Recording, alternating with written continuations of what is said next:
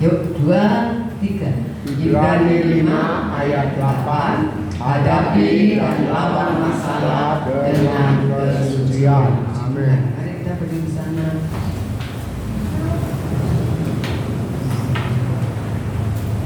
Yuk, 2, 3. Aku percaya Alkitab adalah firman Tuhan. Ketika aku membaca, mendengar, melakukannya, aku pasti berbahagia. Amin. Puji Tuhan. Pada kesempatan pagi ini saya akan lanjutkan tentang Allah yang saya sudah sampaikan, saudara, mengenai dosa akan. Ya, saudara, kita sudah belajar pada minggu yang lalu, saudara, ya, dari dosa akan, ya, dari apa yang akan lakukan sehingga menyebabkan kekalahan bagi bangsa Israel. Maka ada pelajaran yang kita dapatkan lewat peristiwa ini. Ya, yang pertama kita sudah belajar yaitu jangan mengambil haknya Tuhan. Jadi bagi saudara yang minggu lalu hadir, saudara masih bisa ikuti. Ya, kita sudah belajar bahwa bangsa Israel dikalahkan oleh Ai karena Achan telah mengambil barang-barang yang harusnya dikhususkan bagi Tuhan. Ya, tapi Achan mengambil itu. Jadi Tuhan berkata, ya, kamu bangsa Israel, kamu tidak akan menang sebelum dosa itu disingkirkan dari tengah-tengah. Ya, kita sudah belajar yaitu jangan mengambil haknya Tuhan. Apa yang menjadi haknya Tuhan, saudara tidak boleh ambil. Ya, banyak, saya hanya pas 4 kemarin, yaitu yang pertama, pembalasan itu miliknya Tuhan, itu haknya Tuhan. Ya, yang tidak boleh saudara dan saya ambil. Yang kemudian yang kedua, tubuh kita ini juga miliknya Tuhan, karena kita sudah ditebus, dibayar lunas oleh pengorbanan Tuhan kita Yesus Kristus melalui darah. Ya, kemudian yang ketiga, semua yang kita punya adalah haknya Tuhan, adalah milik Tuhan. Tuhan owner, kita hanya pengelola. Ya, kemudian yang keempat, jangan mencuri kemuliaan Tuhan, saudara. Apapun yang membuat saudara sukses, apapun yang membuat saudara berhasil, jangan merasa bangga, ya, bahwa itu hasil kerjaku, hasil upayaku, ya, tetapi kita harus tahu sebagai anak-anak Tuhan, sebagai orang-orang yang percaya, kita tahu segala kesuksesan dan keberhasilan kita itu juga campur tangan Tuhan dalam hidup kita. Amin. Ya, sekarang kita belajar yang kedua. Ya, pelajaran yang kedua yang kita ambil dari dosa yang dilakukan Achan dan kekalahan Israel, yaitu jangan berlaku tidak setia kepada Tuhan. Ya, kepada pasangan aja tidak ada yang mau pasangannya tidak setia. Setuju nggak? Halo? Halo? Ya, saudara. Tuhan juga nggak mau, ya, saudara. Nah, kita akan lihat Yosua pasal 7 kembali ayat yang pertama. Ya, Yosua 1 kita akan baca kembali. Yosua 7, sorry. Yosua pasal 7 ayatnya yang pertama.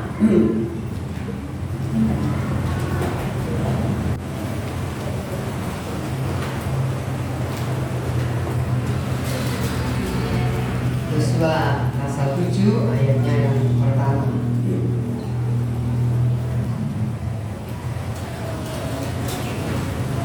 Pak, yuk semua baca ya, ikut baca saudara ya, supaya saudara kadang-kadang di rumah tidak baca Alkitab, sekarang ini harus baca ya, saudara. Ayo, 2, 3. Tetapi orang Israel berulah setia dengan mengambil barang-barang yang dikhususkan itu, karena Achan bin Karmi bin Sabdi bin Serah dari suku Yehuda mengambil sesuatu dari barang-barang yang dikhususkan itu, lalu bangkitlah murka Tuhan terhadap orang Israel. Ayat itu kata, tetapi orang Israel berubah setia. Kesetiaannya berubah gitu. Dengan kata lain tidak setia lagi. Jadi Tidak setia di sini konteksnya adalah melanggar perjanjian Tuhan, melanggar perjanjian dengan Allah, saudara. Ya, kita melihat hal itu dan kita akan melihat, saudara, apa yang membuat kesetiaan Achan kepada Allah menjadi goyah. Apa yang menyebabkan kesetiaannya Achan ini menjadi goyah, saudara? Nah, kita melihat, saudara, harta benda yang membuat kesetiaan Achan ini menjadi goyah, yang membuat dia melanggar perjanjian dengan Allah, yang melanggar, dia berubah setia dari Allah yang dia percaya dan dia sembah. Saudara, ayo kita lihat Lukas pasalnya yang ke-16 ayatnya yang pertama. Injil Lukas pasal 16 ayat yang pertama. Ayat ke-11, sorry. Mulut sama enggak cocok. Lukas 16 ayat 11 ya. Lukas 16 ayat 11.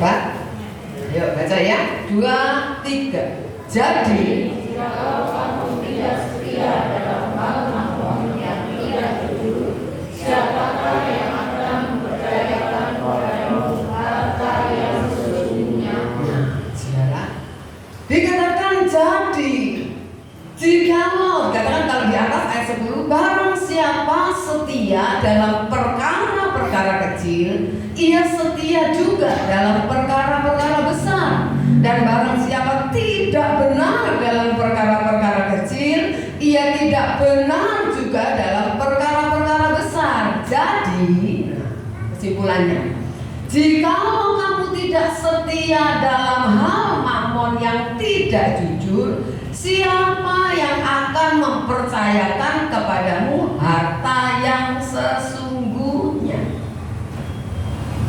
Orang tidak akan bisa menerima harta yang sesungguhnya, harta yang kekal, harta yang Tuhan siapkan bagi kehidupan kita, bukan harta di dunia ini. Kalau dia tidak bisa setia dalam hal mamon, kalau dia tidak bisa dipercaya dengan apa yang ada di dalam dunia ini. Kita sudah belajar bahwa Allah kitalah pemilik alam semesta dengan segala isinya, termasuk apa yang dipercayakan kepada kita masing-masing dengan kapasitas yang berbeda, dengan jumlah yang berbeda. Nah, firman Allah katakan kalau hal yang fana saja yang dipercayakan kepadamu, kamu tidak bisa jujur, katanya. Gak mungkin Allah itu mempercayakan harta yang kekal. Sama seperti kita. Kalau kita punya pegawai, gak bisa dipercaya dengan hal yang kecil. Katakanlah kalau mau ngomong uang yang jumlah sedikit, gak mungkin bos sebagai tuan dan saudara sebagai majikan mempercayakan uang yang besar. Setuju kan? Ya, itu pasti. Bukan hanya soal uang, soal kepercayaan sesuatu yang dipercayakan kepada pegawai saudara. Misalnya, saudara suruh apa ya, kerjaan yang katakanlah ringan lah, tanggung jawabnya tidak begitu besar lah. Kalau itu saja tidak bisa dipercaya, misalnya kamu kalau habis kerja, kita habis kerja semua sapu ya, beresin, rapikan semua. Itu misalnya. Ya seperti kalau hijau itu kan kotor ya, nimbang-nimbang harus dibersihkan sapu yang bersih. Nah itu aja dia nyapunya semaunya. Tidak mungkin saudara percayakan hal yang besar. Nah sama dengan kita. Kalau saudara dan saya mau dipercaya oleh Tuhan, saya tidak bisa harta duniawi, tetapi harta yang kekal, saudara. Nah kita harus bisa dipercaya dalam hal-hal yang kecil di dunia ini. Ya, saudara. Nah, jadi kita belajar saudara, jangan hati-hati dengan tipu daya kekayaan. Sebab apa? Hati manusia itu bisa berubah setianya karena dia tergoda oleh yang namanya mamon. Ya, saudara, kita akan lihat ya. contoh yang lain. Markus pasal 4. Injil Markus pasal 4 ayat 18 dan 19. Markus pasal 4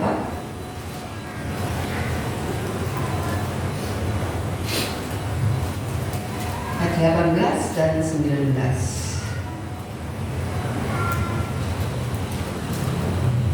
Betul ya? Yuk. Oh, belum ada yang belum. Udah? Itu semua baca ya. 2, 3. Dan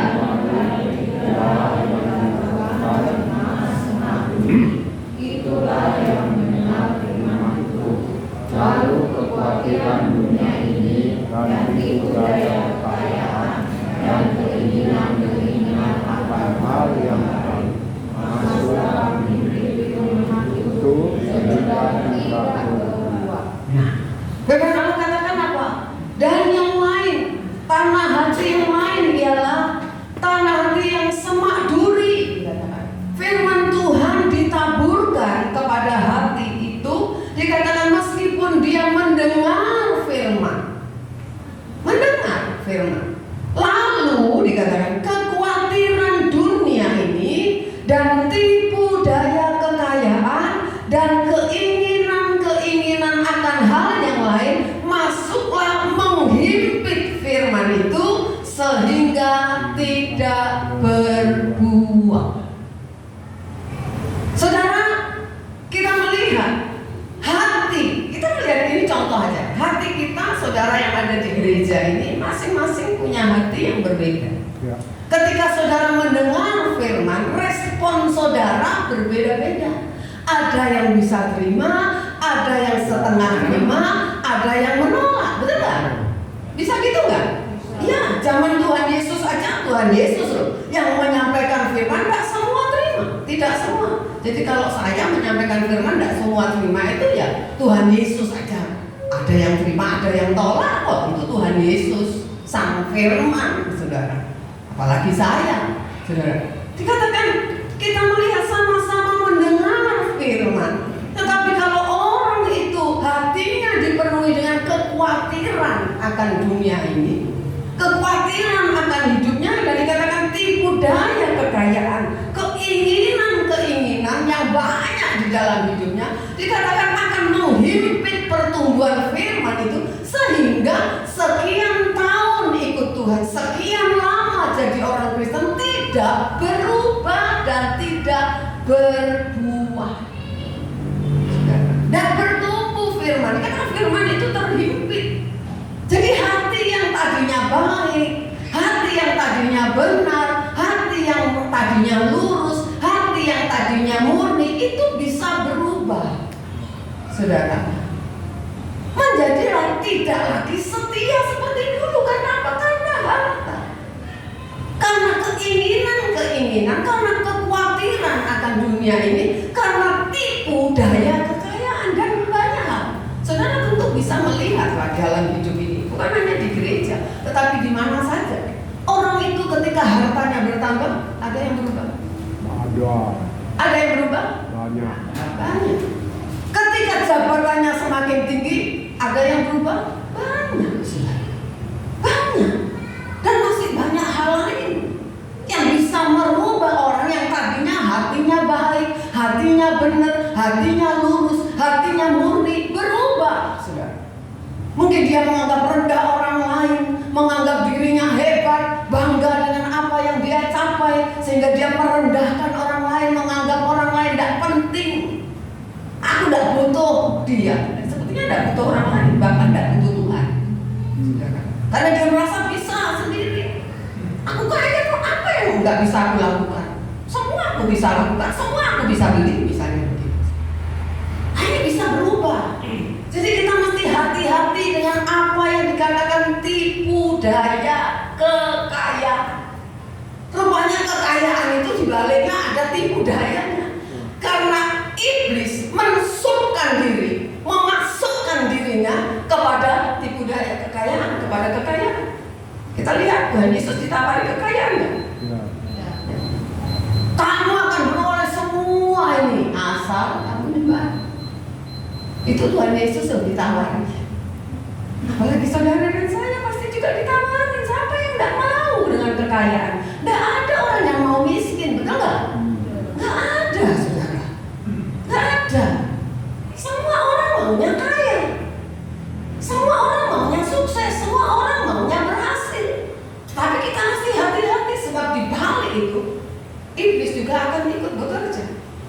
Saudara, banyak orang berani serahkan diri, serahkan nyawanya urusan belakang asal di dunia kaya. Banyak kan? Banyak, saudara.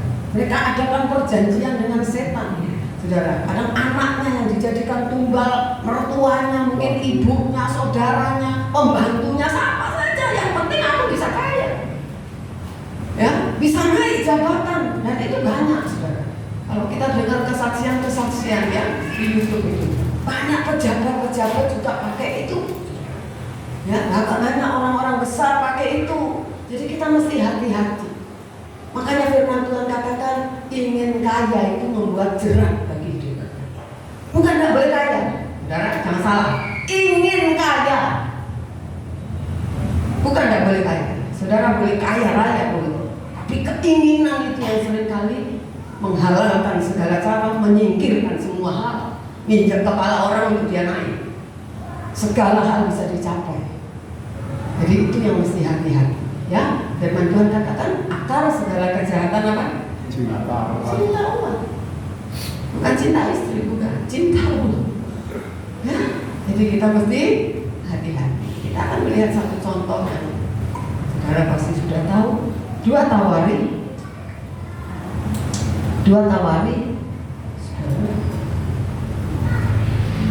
pasal 26. Saudara buka ya di Esra saja supaya cepat ketemunya. 2 Tawari 26 ayat 1 dan ayatnya yang kelima. 2 Tawari pasal 26 ayat 1 dan ayatnya yang kelima.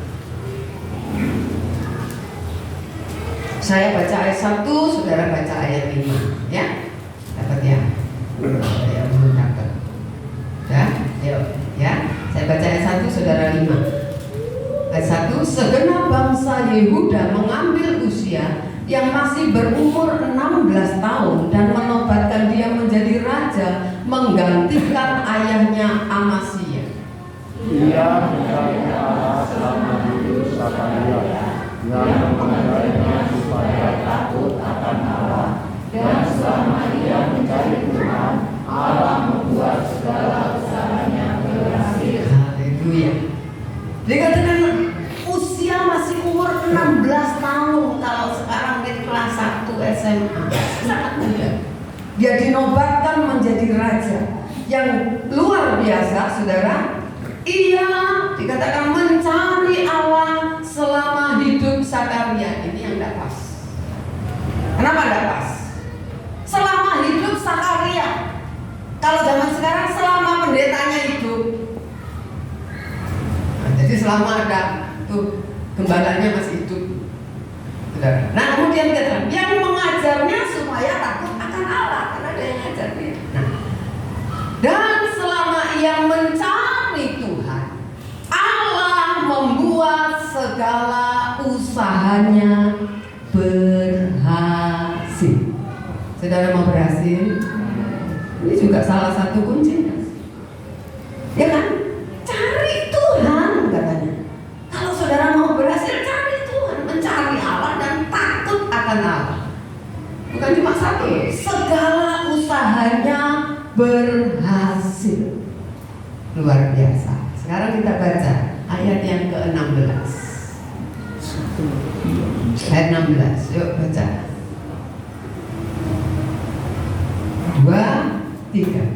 Setelah ia menjadi kuat, ia menjadi tinggi hati, sehingga ia melakukan hal yang merusak. Ia berubah setia kepada Tuhan Allahnya dan memasuki hari Tuhan untuk membawa hukuman di atas desa pembakaran hukuman. Nah, terlihat. Tadi apa dibilang? Uzia mencari Allah. sehingga Tuhan membuat segala usahanya berhasil. Ayat 16 katakan setelah ia menjadi kuat, setelah ia berhasil, firman Allah katakan Uzia menjadi sombong, menjadi tinggi hati. Kita sudah belajar minggu kemarin, awal kehancuran dan kejatuhan adalah sombong. Jadi kalau mau hancur, mau jatuh, jadi orang sombong. Kalau tidak mau hancur, tidak mau jatuh, jangan sombong, kan gitu. Amin.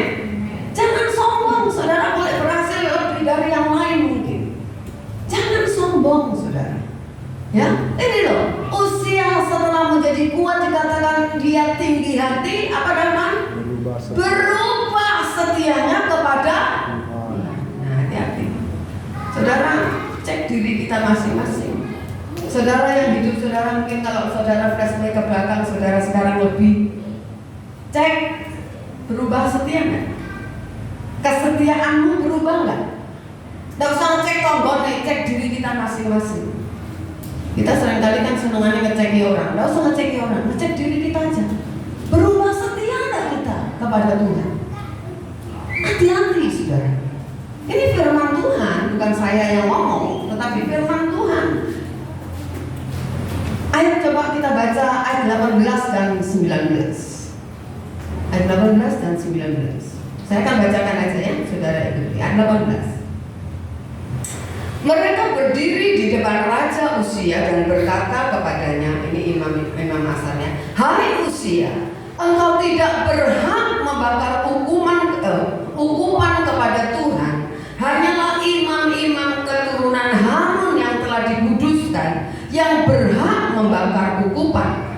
Keluarlah dari tempat kudus ini, karena engkau telah berubah setia. Engkau tidak akan memperoleh kehormatan dari Tuhan Allah karena hal ini. Tetapi Uzia dengan bokor ukupan di tangannya untuk dibakar menjadi marah. Sementara amarahnya meluap terhadap para imam, timbullah penyakit kusta pada dahinya di hadapan para imam di rumah Tuhan dekat mezbah pembakaran ukupan. Ayat 16 tadi katakan dia melakukan setelah ia menjadi kuat, ia jadi tinggi hati dan melakukan hal yang merusak, ia berubah setia kepada Tuhan. Melakukan hal yang merusak, bukan membangun, merusak.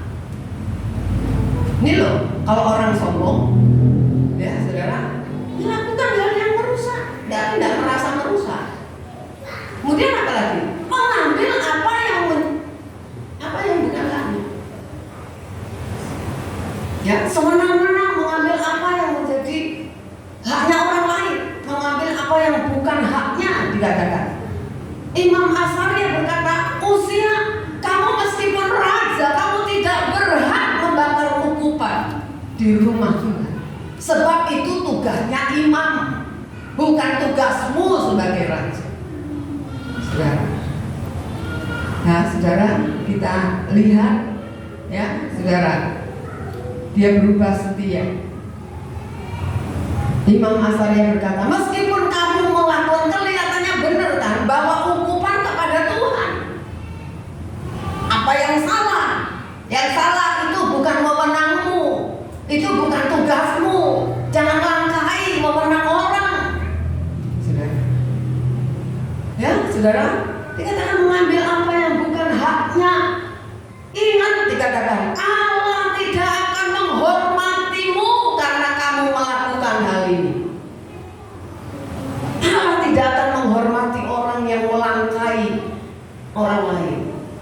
Itu sebabnya Allah memberikan otoritas kepada kita. Amin. Saudara sebagai orang tua, anak tidak boleh melangkai saudara. Otoritas saudara di atas anak saudara. Betul? Betul? Biarpun dia kaya, anak kita lebih kaya dari kita, dia tidak boleh melanggar otoritas saudara sebagai orang tua. Sama jemaat, tidak boleh melanggar otoritas dari gembala, tidak boleh. Saudara bekerja, saudara tidak boleh melanggar otoritas pimpinan saudara, benar nggak? Halo? Itu cara Tuhan bekerja. Kalau saudara baca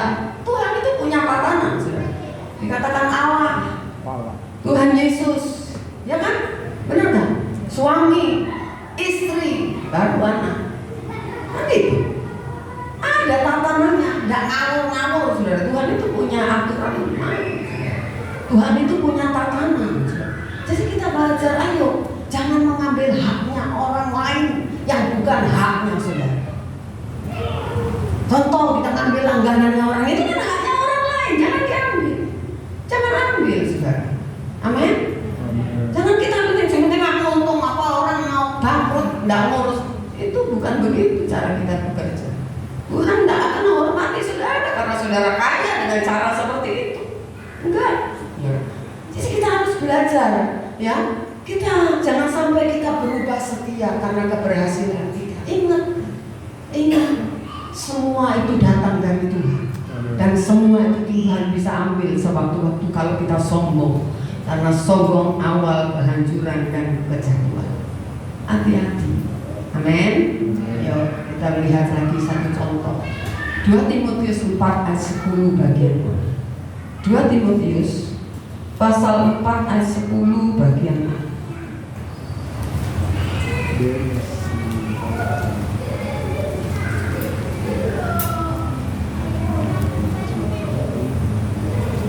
Sampai kata Tesalonika, ya, kita baca sampai kata ini. Udah ketemu? Yuk 2, 3. Dan meninggalkan aku, ia telah berangkat ke Tesalonika. Karena apa? Karena apa? Mencintai dunia. Dia siapa? Teman sepelayanannya Paulus.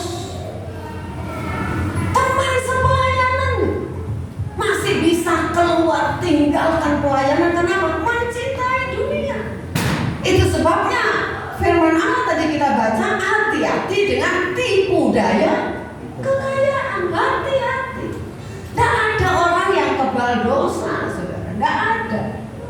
Ini loh kelasnya siapa saya? Ini loh temannya Paulus. Kita tahu Paulus adalah rasul yang luar biasa, rasul yang besar. Dia paling banyak menulis surat di dalam Alkitab, paling banyak. Tapi kita melihat temannya sepelayanan bisa tinggalkan dia hanya karena mencintai dunia.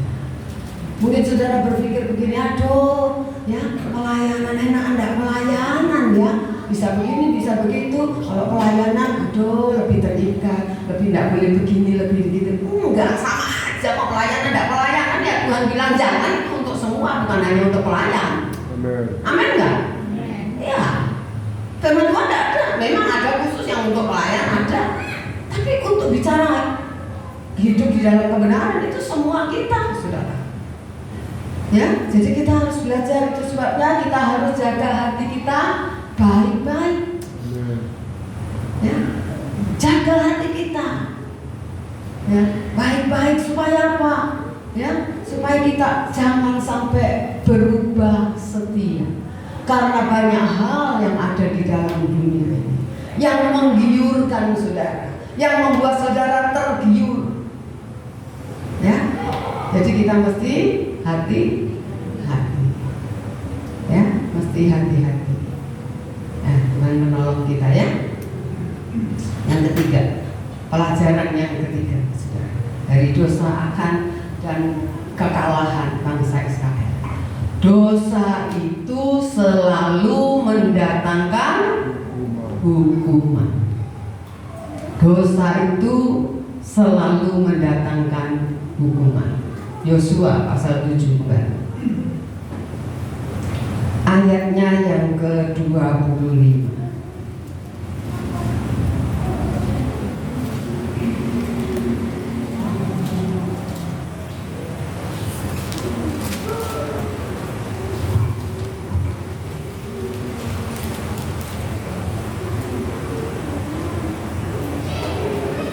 Ya, yuk baca 2, 3. Berkatalah Yosua, seperti engkau mencelakakan kami, maka Tuhan pun mencelakakan engkau pada hari ini. Harus seluruh Israel menonton dia dan batu. Semua itu dibakar dengan api dan dilempar dengan batu.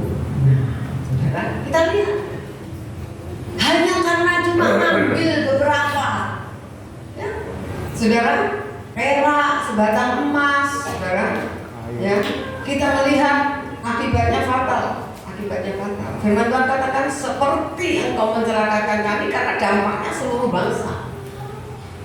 Bangsa Israel semuanya kena, dampaknya kalah semua. Bukan cuma Akan yang kalah, semua kena. Jadi sebabnya saya katakan kalau dalam perjanjian lama salah satu orang itu dampaknya bisa komunitas. Ya, kita lihat dalam lama, maka Tuhan pun mencelakakan engkau pada hari ini. Lalu seluruh Israel melontari dia dengan batu, semuanya dibakar dengan api dan dilempari dengan batu. Segala bentuk dosa mendatangkan hukuman.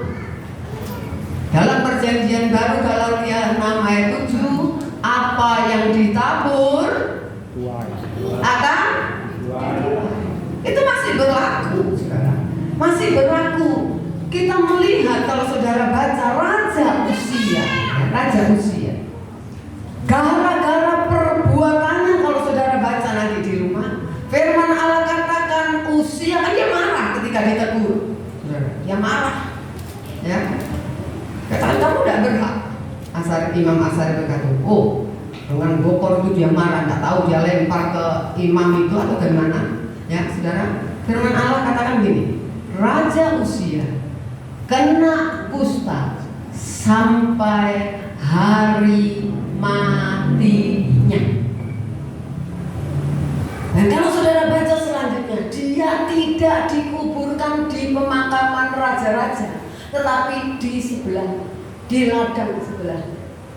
Seperti Tuhan berkata, kamu tidak akan dapat penghormatan gara-gara apa yang kamu lakukan itu.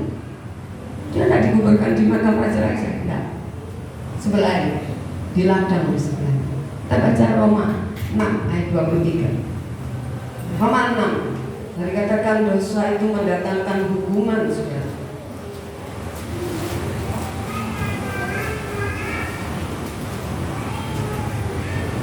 Ayat 23.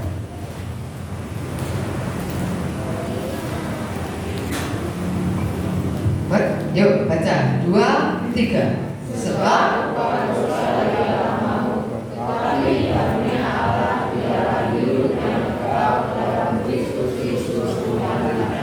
nah, ulah dosa apa? Maut. Jadi jangan main-main dengan dosa. Jangan bilang nggak apa-apa, saudara. Ya, jangan bilang nggak apa-apa. Apa yang meskipun katakan boleh saudara mungkin anggap sepele, tapi kalau itu dosa tetap mendatangkan maut. Tetap mendatangkan maut, saudara ya. Kita diajar untuk tidak main-main dengan dosa. Kalau kita baca perjanjian lama, seringkali ketika seseorang atau satu bangsa melakukan dosa, saudara, maka kita melihat hukuman Tuhan itu bisa kita baca. Seperti Uzia, karena dia melanggar, dikatakan kena kusta sampai hari mati. Akan melanggar, dilempari batu dan dibakar. Kalau di dalam perjanjian baru, kita hidup di zaman anugerah, dan seperti di zaman Taurat begitu salah. Kan? Misalnya mencuri, potong tangannya misalnya. Karena sampai sekarang syariat itu ada yang memperlakukan, ya kan, saudara? Jadi kita melihat itu. Tapi kita lihat di perjanjian baru, Tuhan Yesus itu lebih sabar, saudara.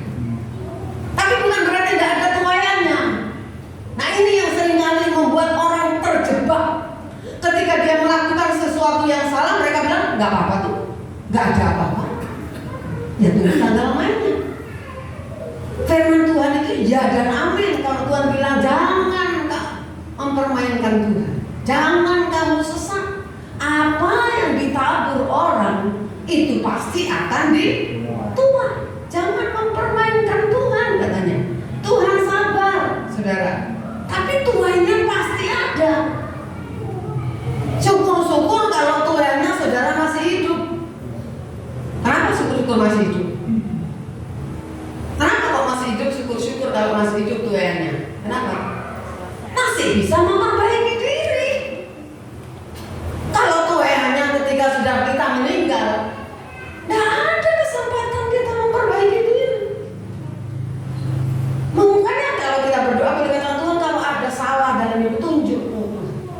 Tunjuk jangan sebelum dijekat, sebelum diapain, tunjukin Tuhan. Terus kita minta ampun, kita berubah. Itu lebih bagus, ya saudara. Jadi kita lihat bagaimana kita akan melihat bagaimana cara dosa menjatuhkan seseorang. Kita akan lihat ya, bagaimana caranya dosa itu menjatuhkan seseorang. Yosua pasal 7 lagi. Kalau saya tadi salah ya, tak kasih tahu jangan.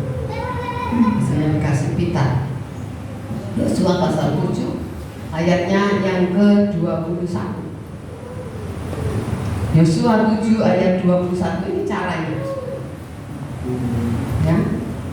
Jadi kita bisa mawas diri supaya kita tidak terjerat dengan tipu daya iblis. Yosua 7 ayat 21. Sudah? Sudah selesai semua? Ada yang belum? Ya wis, ayo baca. 2, 3. Aku melihat juga yang indah 12 sinar dan 200 sikal perak dan sebatang emas yang 50 sikal beratnya.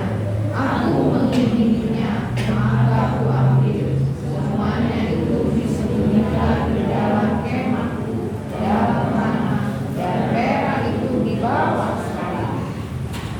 aku melihat. Saudara kalau jalan-jalan ke mall, saudara pengen sesuatu, tadinya nggak pengen beli apa-apa, jalan-jalan aja. Terus melihat, ya kan? Betul nggak? Harus melihat apa? Pengen dong, ya toh? Entah itu lihat baju, entah lihat itu sepatu, makanan, apa saja. Lihat dulu pasti, ya kan? Ya. Kemudian apa? Ini enaknya, pinggirnya punya itu kan bagusnya. Apa? Ngambil. Ya kita bukan mencuri, tapi ini bukan mencuri. Ambil, ya kan? Kita ngambil apa? Kalau ini disembunyikan. Ya, kalau kita dipamerkan, ya kan? Betul nggak? Dipamerkan, ini murah gitu ya, saudara. Ini loh, melihat, mengingini, mengambil, menyembunyikan. Hawa gini juga enggak? Tipu dayanya kena. Ya. Melihat, menarik hati kan gitu ya. Dia ingin. Karena menarik hati kan pengen terus apa? Ambil. Habis ngambil, yang ini celakanya dikasihkan orang lain, alias itu waktu suaminya dibagi ke orang lain. Saudara, ada dosa itu dibagi-bagi. Halo, tidak mau masuk neraka sendiri. Iblis itu tidak mau masuk neraka sendiri, betul nggak? Kenapa kita menipu? Kenapa dia menipu kita? Karena tidak mau masuk sendiri, tidak mau dihukum sendiri, cari. Ya, cari orang. Nah, kadang-kadang orang yang jatuh dalam dosa itu kan ngajak orang lain. Halo, ya. Orang merampok jangan sendirian, ngajak yang lain. Mencuri kadang nggak sendirian, nyopet nggak sendirian. Oper-oper, saudara. Jadi ketika yang menyinggol kita nggak diperiksa pun nggak ada. Halo, halo. Ayo kita belajar. Ini cara kerja iblis yang mulai zaman dulu udah, zaman Adam dan Hawa udah. Makanya dikatakan gini, iblis itu sebenarnya nggak punya cara lain. Caranya yang nipu. Tapi orang itu udah pasti ketipu aja. Ada udah tahu, betul nggak? Ayo, banyak nggak orang sekarang ini sampai sekarang menggandakan uang sudah dikasih tahu itu tipuan. Yo masih ada, betul ya? Masih ada, ya. Tawaran-tawaran gitu ya. Bunga besar lah, apalah, tertipu lagi. Padahal ya sudah banyak yang tertipu. Ya kan? Kenapa? Ini, saudara, lihat, ya kan? Saudara, lihat barang, oh boleh kredit 0 rupiah, lah pengen tahu. Tidak ada bunganya, gitu. Apa yang punya kartu kredit, saudara? Saya mah punya kartu remi, tidak punya kartu kredit, saudara ya. Nah, saudara kita lihat, menyembunyikan, nah ini disembunyikan, saudara. Itu dosa, itu cara kerja setan juga. Jadi hati-hati hati. Ya saudara, ya jadi banyak orang setelah melakukan dosa, saudara ya, dia bersembunyi dalam dosa itu. Dia tampil seolah-olah berlaku tidak pernah berbuat dosa. Dia yang berbuat dosa dia sembunyikan, dia tutupi seperti orang tidak pernah berbuat dosa. Nah ini yang orang-orang yang sekali-kali tampil munafik, saudara. Ya munafik, saudara. Banyak kali kita istilah orang bilang apa? Nabok pakai tangan orang lain. Ada kan istilah itu ya? Nabok orang tapi pakai tangan orang lain. Nah, saudara, jadi kita hati-hati. Orang seperti itu lupa. Lupa apa? Kira-kira apa jawabannya? Ada yang bisa jawab? Orang itu lupa. Lupa apa? Kalau saya bisa jawab, waduh, kesehariannya burung ini. Lupa. Lupa apa, saudara? Lupa kalau ada mata Tuhan yang melihat. Bahkan bukan hanya melihat, lihat sampai ke dasar hatinya. Betul? Nah, orang itu kan seringkali lupa. Kita kan seringkali lupa begitu. Halo? Meskipun kita seringkali tahu, tapi ketika melakukan, lupa. Ada mata Tuhan yang dikatakan melihat. Bukan hanya melihat yang kelihatan, tapi sampai jauh dasar hati kita, saudara. Jadi hati-hati, saudara. Tuhan itu menjelajah sampai ke dasar hati. Ya, jadi ingat, segala bentuk dosa mendatangkan hukuman Allah. Apa yang kita tabur, pasti kita tuai. Itu sebabnya jangan sampai tergoda, lalu jatuh, berbuat dosa lagi, mengulangi lagi. Nah, jadi itu yang mesti kita belajar. Jangan sampai tergoda. Ya, kita belajar jangan sampai. Sebab apa? Tidak ada yang bisa kita sembunyikan di hadapan Allah. Semua satu kali pasti terbongkar. Apapun yang saudara lakukan, sepinter-pinternya saudara simpan, satu kali terbongkar. Tidak terbongkar di dunia, terbongkar di pengadilan Tuhan. Saya ingat ya, sedikit sitir Mbak Alicia yang sekarang sudah meninggal, sudah almarhumah, saudara. Ketika dia sakit, satu kali dia pernah cerita, cuma dia tidak menceritakan. Tapi yang datang MK di Cilin pasti dengar. Dikatakan saya punya hidup ditunjukkan seperti film. Oh, masih untung, betul nggak? Masih untung ketika dia hidup ditunjukkan, dia kata seperti film. Tidak bisa, saudara. Saudara mau orang Jawa bilang ngalih. Enggak, aku enggak bisa. Lakonnya juga kita, perorangan, betul nggak? Film itu film kita masing-masing. Tidak bisa kita bilang enggak Tuhan. Kenapa? Karena pengadilan Allah itu saudara yang tidak seperti film bioskop itu, tidak selama itu. Pokoknya Tuhan punya cara, saudara, yang kita tidak mengerti. Untuk apa sih di setel? Itu untuk konfirmasi bahwa kamu itu yang kamu lakukan. Tidak bisa ngomong enggak. Tidak bisa, saudara. Kita tidak bisa tutupi. Bahkan mungkin ada hari dan jamnya, ada menit dan detiknya. Itu terekam semua. Sebabnya kita perlu memperkarakan hidup kita ini loh, supaya film-film yang tidak beres itu dihapus. Dalam arti Tuhan ampuni saya, dihapus dengan cara apa? Kita minta ampun, kita mengakui, kita berubah. Lalu kita serinya terus seperti sinetron. Itu kan namanya tidak berubah. Halo? Benar nggak? Berubah. Itu yang Tuhan mau. Ya, saudara, jadi kita belajar, saudara, supaya hidup kita ini ya jangan sembunyikan dosa kita, akui, minta ampun kepada Tuhan, kita bertobat, Tuhan pasti pulihkan hidup kita. Amin. Amin. Tuhan itu bukan Tuhan yang kejam. Tak bisa enggak. Saudara, meskipun mungkin itu hanya tetap saudara harus terima. Coba saya kasih tahu contoh, anak sekolah tak mau belajar. Ya, tak mau belajar, mau harus masuk, mau nggak maunya dia di sana. Terus dia minta ampun sama orang tua. Papa mama maaf, ampun, saya sudah menyalahgunakan uang sekolah. Ya, jerih lelah orang tua. Saya mau tanya, konsekuensinya masih dia harus bayar nggak? Nah, naik kelas itu harus tua. Bukan karena minta ampun sama orang tua terus nggak ada konsekuensi, tetap naik kelas juara 1. Halo, benar nggak? Ya, saudara. Ya, saudara. Jadi kita harus belajar ya. Jadi jangan kita mempermainkan Tuhan. Tuhan juga nggak mau dipermainkan. Kita aja nggak mau kok dipermainkan orang, apalagi Tuhan, saudara. Ya, kita baca coba ayat terakhir. Amsal pasal 3 ayat 5 sampai 7. Amsal pasal 3 ayat 5 sampai yang ke-7.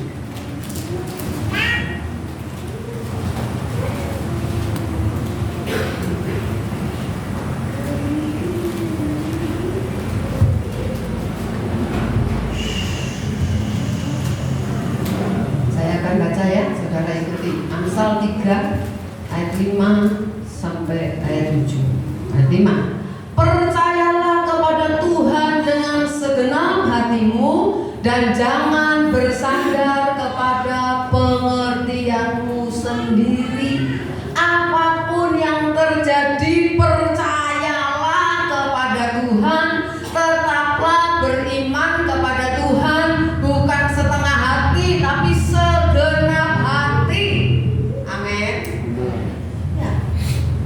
Yang kedua katakan apa? Jangan bersandar kepada pengertianmu sendiri. Jangan keminter, jangan sok pinter, saudara. Merasa diri kita hebat tanpa Tuhan. Ya, ayat yang ke-6, akui Dia dalam segala lakumu, maka Ia akan meluruskan jalanmu. Akui Dia itu bukan ngomong aku percaya Tuhan nih, aku percaya Tuhan, bukan gitu. Akui itu di dalam laku kita, perbuatan kita. Kita hidup, kita menunjukkan bahwa kita adalah orang yang percaya kepada Tuhan. Caranya gimana? Orang bisa percaya, saudara itu percaya Tuhan. Dari mana? Dari kelakuan kita, dari tingkah laku kita, saudara. Kalau cuma omong, semua bisa omong.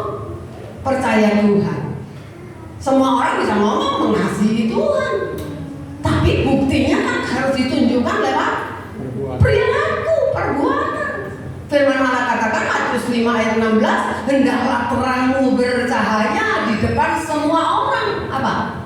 Supaya orang melihat perbuatanmu yang baik, bukan lihat omonganmu, buat dengar omonganmu, melihat perbuatanmu yang baik, lalu dikatakan memuliakan Bapa di surga. Lihat perbuatan. Kita boleh berdoa bagus-bagus. Ya, saya pernah dengar ilmu kalau doa tak cocok lagi sama hidupnya. Itu sudah sering kali saya dengar. Kalau doa luar biasa. Bukan itu, saudara. Itu kita ngebohongin Tuhan, betul nggak? Sama suami ngomong I love you, atau sebaliknya istri bilang I love you, terus punya orang lain. Itu kan bohong.